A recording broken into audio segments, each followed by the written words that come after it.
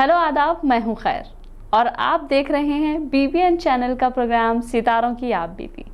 जैसा कि आप सभी जानते हैं कि प्रोग्राम सितारों की आप बीती में हम आपके पसंदीदा एक्टर या एक्ट्रेस की पूरी ज़िंदगी के बारे में बताते हैं। तो चलिए आज भी एक ऐसे ही फनकार से आपको रूबरू करवाते हैं और शुरू करते हैं प्रोग्राम सितारों की आप बीती।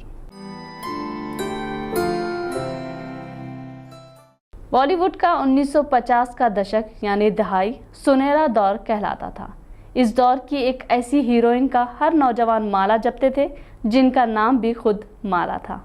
जी हाँ, हम बात कर रहे हैं माला सिन्हा की।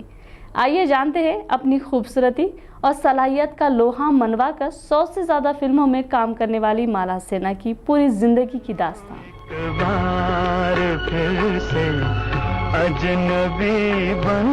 1950 के दशक यानी दहाई की हीरोइन माला सिन्हा, जिनका जन्म 11 नवंबर 1936 यानी 1936 को नेपाल से वाबस्ता एक परिवार में हुआ था। उनके पिता एक नेपाली ईसाई थे। माला सिन्हा का पहले नाम आल्डा सिन्हा था। बाद में फिल्मों में आने के बाद उन्होंने अपना नाम बदलकर माला सिन्हा रख लिया। माला सिन्हा ने 1966 यानी 1966 में नेपाल के ही शहरी चिदंबर प्रसाद लोहानी से शादी की थी। लोहानी एक बिजनेसमैन थे। अपनी शादी के बाद वो फिल्मों की शूटिंग के लिए मुंबई आती रहती थीं और उनके पिता नेपाल में रहकर अपना बिजनेस चलाते थे। माला सिन्हा को एक बेटी है जिनका नाम प्रतिभा सिन्हा है और वो भी बॉलीवुड की फिल्मों में काम कर चुकी हैं। Multi talented Mala Sinha radio पर अक्सर गाने भी गाया करती थी। उन्हें मशहूर एक्टर्स नरगिस से कंपेयर भी किया जाता था। बहरहाल आइए आगे बढ़ते हैं और अब बात करते हैं उनकी बॉलीवुड में करियर की। देखते हैं कि माला सिन्हा ने बॉलीवुड से अपने करियर की शुरुआत कैसे की।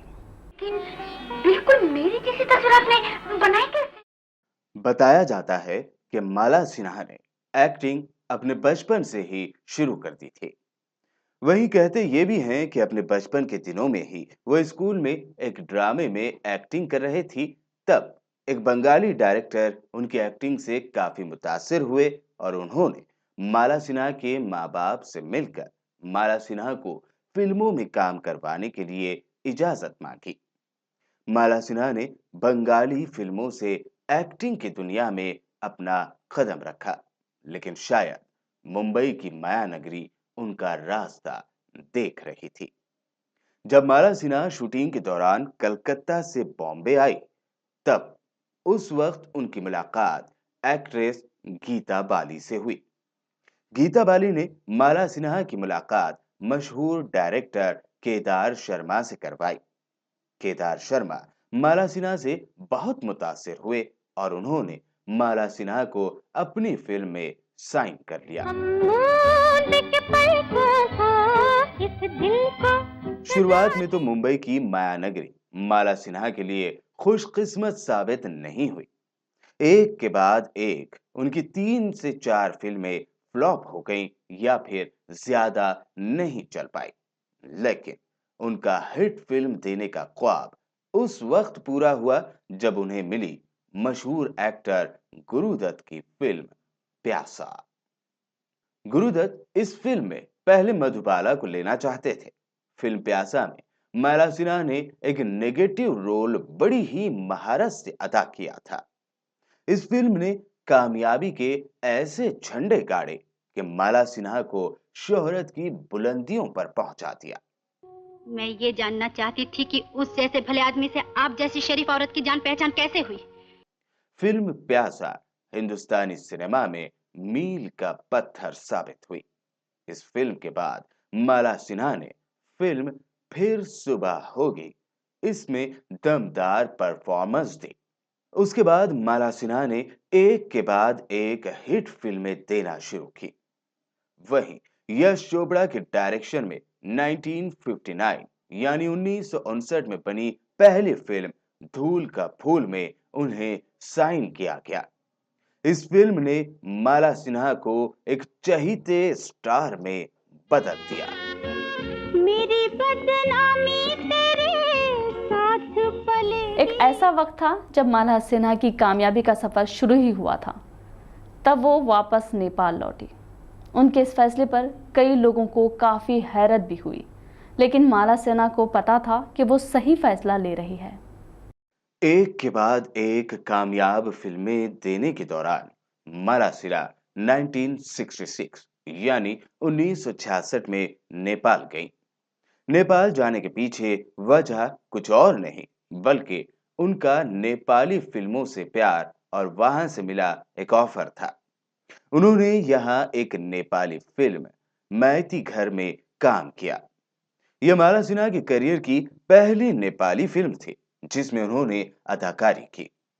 इस फिल्म के बाद अपने माँ बाप के आशीर्वाद से उन्होंने नेपाली शहरी सी चिदंबर प्रसाद लोहानी से शादी कर ली। शादी के बाद भी माला सिन्हा ने फिल्मों में काम करने का सिलसिला जारी रखा। शादी के बाद उनके लिए ये दौर काफी सब्र आजमा भी था क्योंकि उनके पति लोहानी काठमांडू में रहते थे और वो बॉम्बे में। लेकिन शादी भी माला सिन्हा के फिल्मी करियर को ब्रेक नहीं लगा पाई और उन्होंने बॉलीवुड में अपना फिल्मी सफर जारी रखा। माला सिन्हा 1958 में फिल्म परवरिश, उजाला, मैं नशे में हूं, दुनिया न माने, 1959 में लव मैरिज, 1960 में बेवकूफ, 1961 में माया, 1962 में हरियाली और रास्ता, दिल तेरा दीवाना, अनपढ़ और बॉम्बे का चोर जैसी कई कामयाब और ब्लॉकबस्टर फिल्में थी।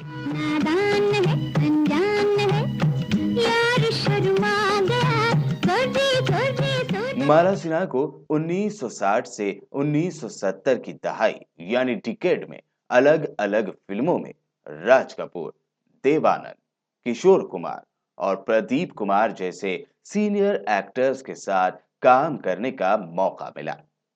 यही नहीं, उन्होंने उस दौर में उभरते हुए सितारे जैसे शम्मी कपूर, राजेंद्र कुमार और राजकुमार के साथ भी काम किया। माला सिन्हा को ये एजाज भी हासिल है कि उन्होंने अपने दौर के कई नए कलाकार के साथ भी काम किया जिनमें मनोज कुमार, धर्मेंद्र, राजेश खन्ना, सुनील दत्त, संजय खान, जितेंद्र और अमिताभ बच्चन शामिल हैं। ये तेरा जिसने बनाया वो। साल 1971 में आई फिल्म मर्यादा उनके करियर की सबसे ज्यादा कमाई करने वाली फिल्म थी जिसमें उनके हीरो थे राजेश खन्ना। माला सिन्हा की ज्यादातर फिल्मों में उन्होंने नारी शक्ति को साबित करने वाले रोल अदा किए। माला सिन्हा ने 1970 से 1980 तक काफी कम फिल्मों में काम किया और फिर आखिरी मर्तबा साल 1994 में वो हिंदी फिल्म जिद में नजर आई। फिल्मों में अपनी खूबसूरती और दमदार एक्टिंग के बलबूते 100 से ज़्यादा फिल्मों में काम करने वाली माला सिन्हा ने अपने करियर के आखिर में अपनी बेटी प्रतिभा सिन्हा का करियर संवारने की कोशिश की, लेकिन उनकी बेटी को उतनी कामयाबी नहीं मिल पाई। हिंदी फिल्मी दुनिया में माला सिन्हा वो नाम है जिनसे आज भी इंस्पिरेशन ली जाती है।